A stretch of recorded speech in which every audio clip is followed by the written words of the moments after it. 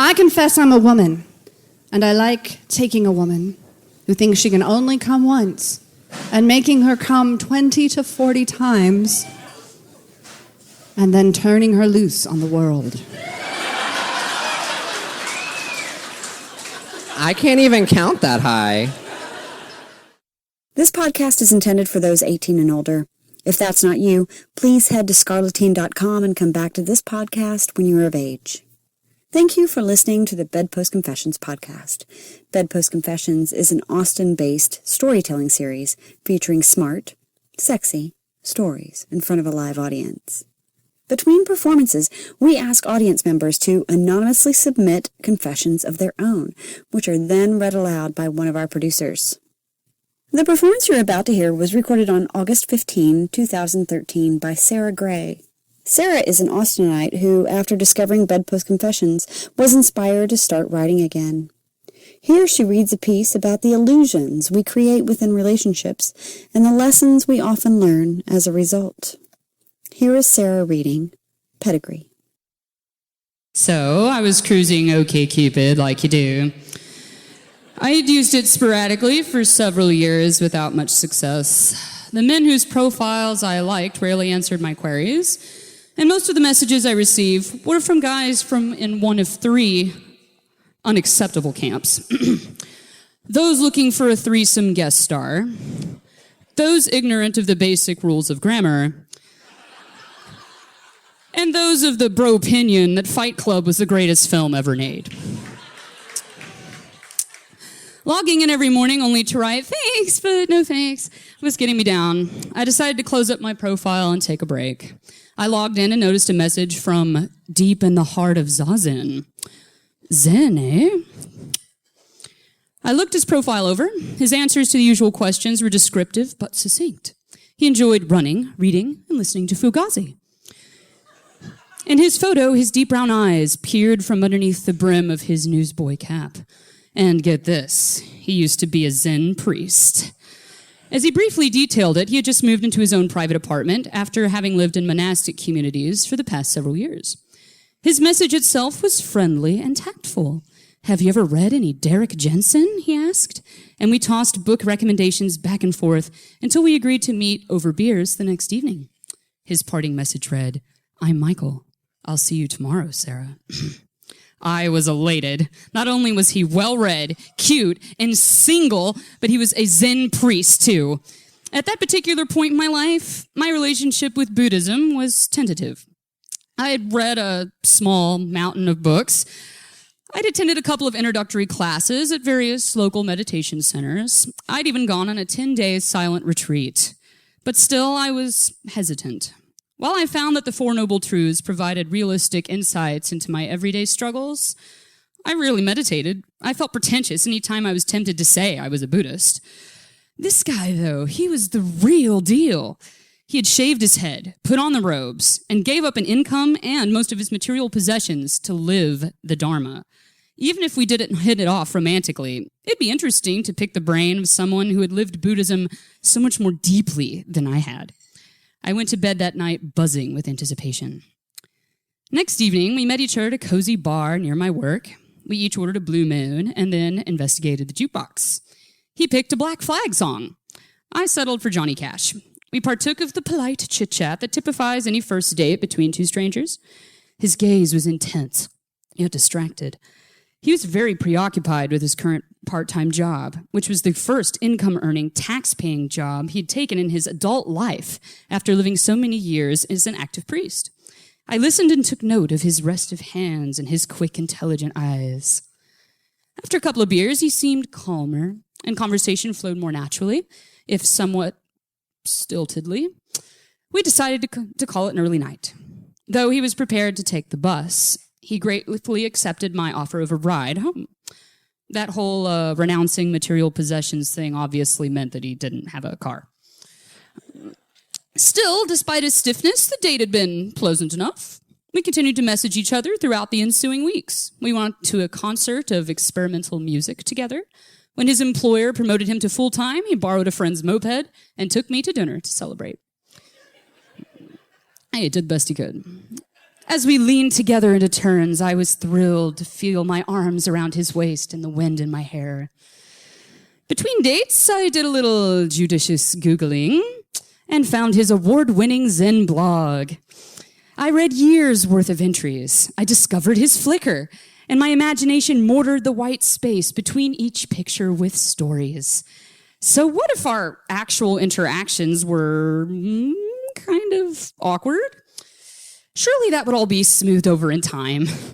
I felt as if I knew him. My heart flooded with longing as I imagined how it would feel to kiss him.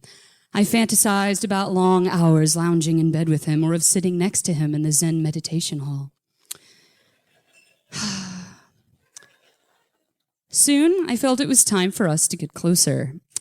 Why don't I pick you up on Thursday so we can hang out at my place? I asked him via email. I'll make dinner and we'll watch a movie. He replied, sure, sounds great. He got the hint. The date was set. I should have known things were headed for disaster when he first met my chihuahua, Penny. Normally, she is the friendliest of creatures, always willing to meet new people and snuggle in any lap that's offered. She wagged her tail in excitement as he picked her up. But within moments, she started to growl and writhe in his arms. He was petting her too hard. I could see her struggling within his tight grip. Hey there, ease up. She doesn't like being petted that way, I told him, and he let her go. I put this out of mind as I poured some wine. After dinner, he admitted to never having seen The Silence of the Lambs, which was one of my favorite films, so I fired up the Blu-ray.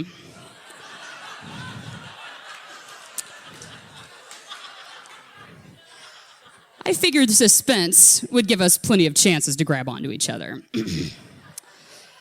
He held my hand during the film. I lingered over the smooth texture of the skin between each of his fingers. Afterwards, the moment I'd been hoping for finally arrived when he looked into my eyes and leaned in to kiss me. A surge of pure happiness welled within me as I touched the back of his neck.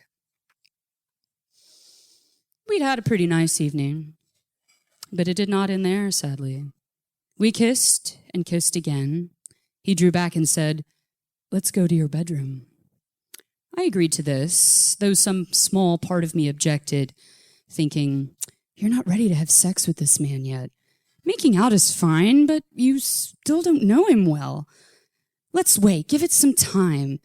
But that quiet, sure scruple was drowned out by my louder hopes. This intelligent, interesting, incredibly attractive, and unique man wants me. Me! Maybe this will be the love that I've been searching for all this time. Dun, dun, dun.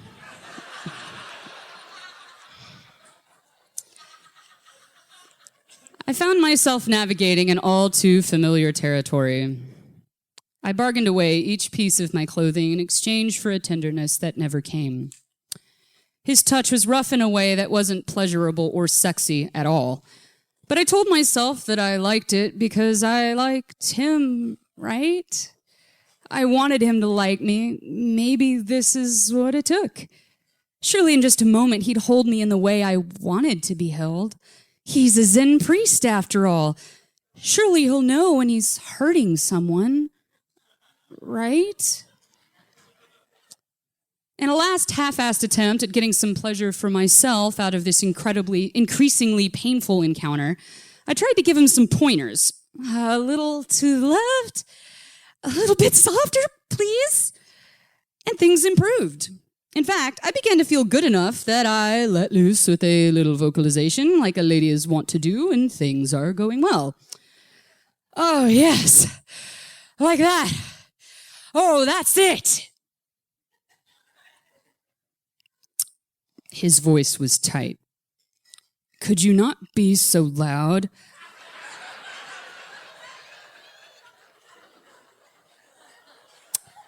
You're hurting my ears. Yeah, I was shocked. No one had ever complained about the sounds of my pleasure before. I was too shocked to remember that no one ever should. Thank you. This was not a fun night for me. Sorry, I murmured, and I panted quietly until he was done.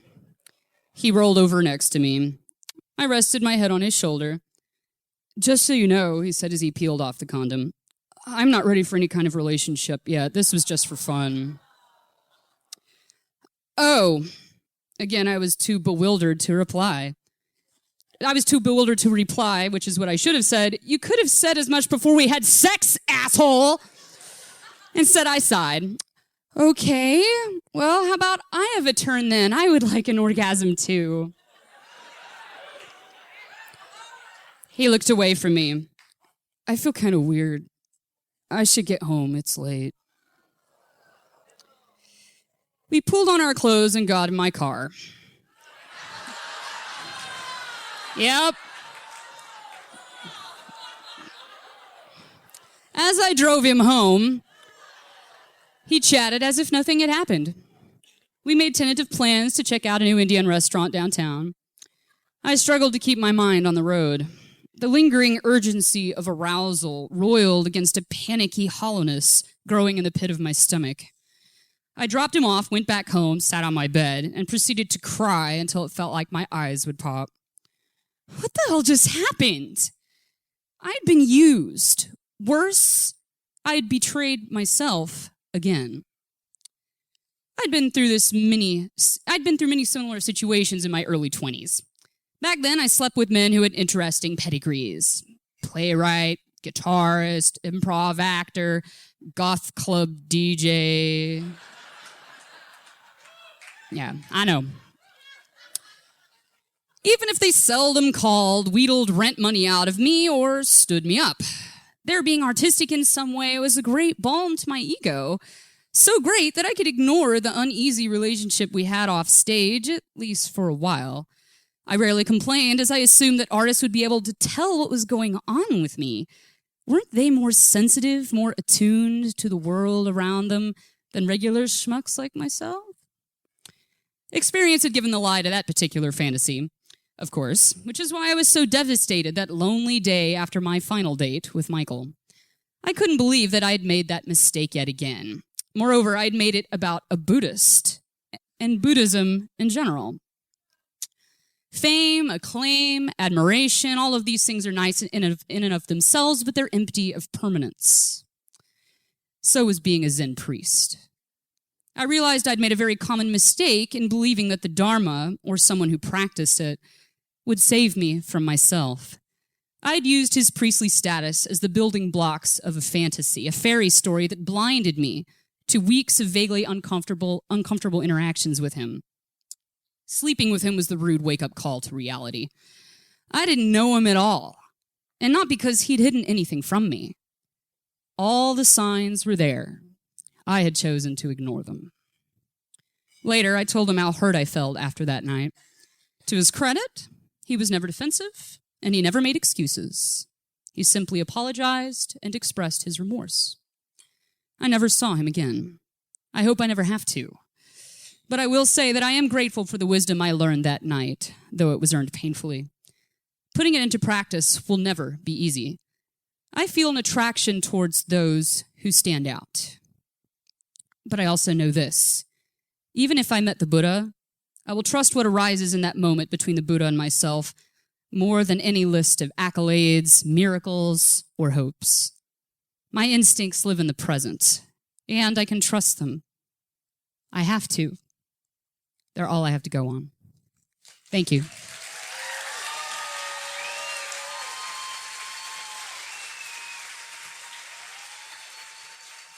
BedPost Confessions is produced by myself, Sadie Smythe of that'swhatsadiesaid.com, Julie Gillis of juliegillis.com, and Mia Martina of the I Want Your Sex podcast at miaontop.com. This podcast is produced by Ian Danskin of innuendostudios.com and sponsored by Little Shop of O's. For all your sex toy needs, head to littleshopofos.com. You can find links to all of our websites and more information about BedPost Confessions at bedpostconfessions.com. You can also confess with us at BedPost Confessions on Facebook and BedPost Confess on Twitter, where we tweet audience confessions. chime in and add yours. Until next time, we leave you with a few more audience confessions. I confess, I was out one night on laundry day, and I reconnected with a hottie from high school. At the point that I knew I was going home with him, I went to the bathroom, took off my granny panties, and threw them in the trash. I would like to confess that I too have done that. I confess that in the 2 months since my husband and I opened our 25-year marriage, I have been spanked, bitten, bruised, fucked, had my anal cherry popped, discovered that I am a squirter after all, gotten almost arrested for indecent exposure at 2 a.m. in Zilker Park, and our marriage has never been stronger or more connected than it is right now.